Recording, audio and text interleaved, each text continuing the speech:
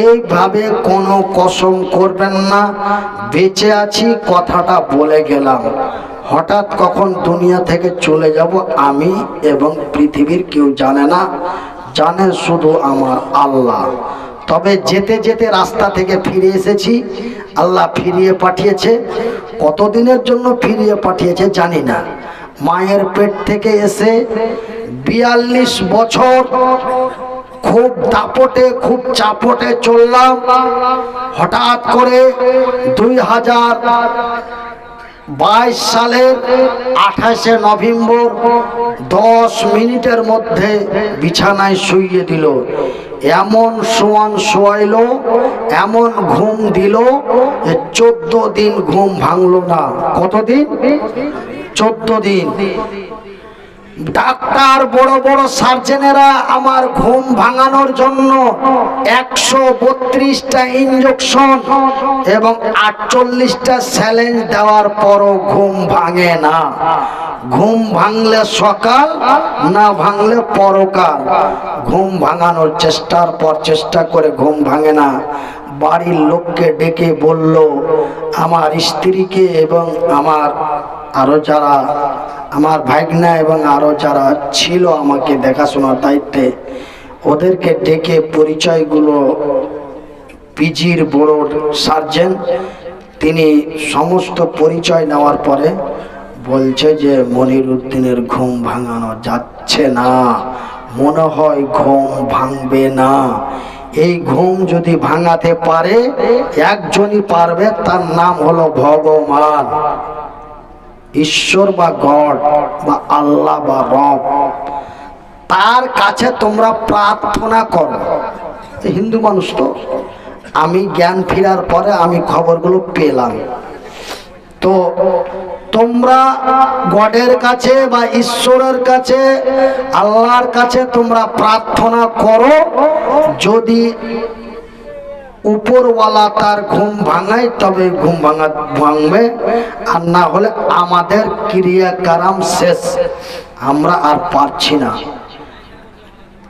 আমার ছেলের মা তথা আমার স্ত্রী বিভিন্ন জায়গায় যত বন্ধু ভাই ব্রাদার পরিচিত যত ব্যক্তি আমার মোবাইলের নাম্বার ছিল, বাংলাদেশ থেকে নিয়ে ভুটান পর্যন্ত, নেপাল থেকে নিয়ে আপনার মহারাষ্ট্র পর্যন্ত যত আমার বন্ধু ছিল এবং যত মোবাইল নাম্বার ছিল, প্রত্যেকটা নাম্বারে ফোন করে বলা হলো যে আপনারা একটু দোয়া করবেন, মনিরউদ্দিন ভাইয়ের আশ্বাস মনে হয় পাওয়া যায় না, আপনারা একটু দোয়া করবেন। এই বলে চতুর্দিকে আমার স্ত্রী ফোন করলো, বিভিন্ন জায়গায় আমার জন্য দোয়া হলো। একটু আগে যেমন পাকুড়ের ভাই আমার শামীম ভাই বলছিলেন আমার কথা, ঠিক গতকালকে নদিয়া ডিস্ট্রিক্টের করিমপুর থেকে একটা ডেট হলো ফেব্রুয়ারি মাসের 24 তারিখ।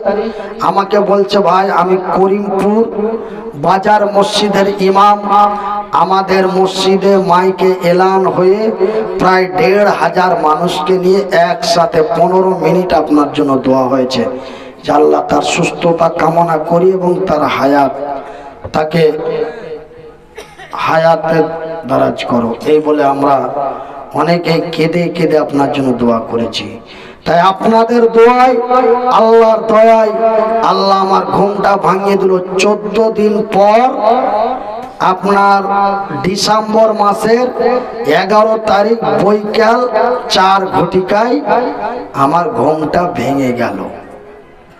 তারপরে ওষুধ চলতে আছে, ওষুধ চলতে আছে, ট্রিটমেন্ট চলতে আছে, ট্রিটমেন্ট চলতে চলতে চলতে চলতে এই পর্যন্ত সুস্থ হতে আমার প্রায় 24 লক্ষ টাকা চলে গেছে।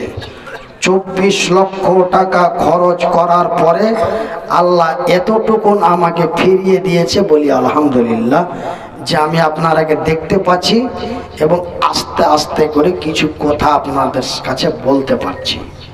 তবে ভাইজান, আমি কি কথাটা বলছিলাম, যে মহান আল্লাহ এই পৃথিবীর মানুষের জন্য জান্নাত বানিয়েছেন, এবং জান্নাত অতি আনন্দময় জায়গা, এবং জান্নাত অতি খুশিময় জায়গা, এবং ওই জান্নাতে সবাই যেতে চায়, কেউ যেতে পারে।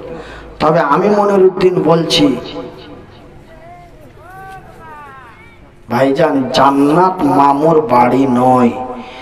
জান্নাতে যেতে গেলে আপনাকে কিছু ত্যাগ স্বীকার করতে হবে।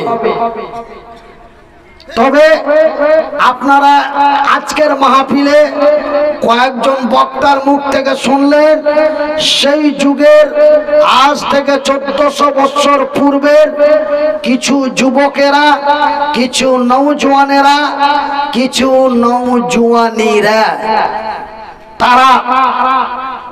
তাদের ভিতরে ছিল জান্নাতের লোভ। কি ছিল? জান্নাতের লোভ।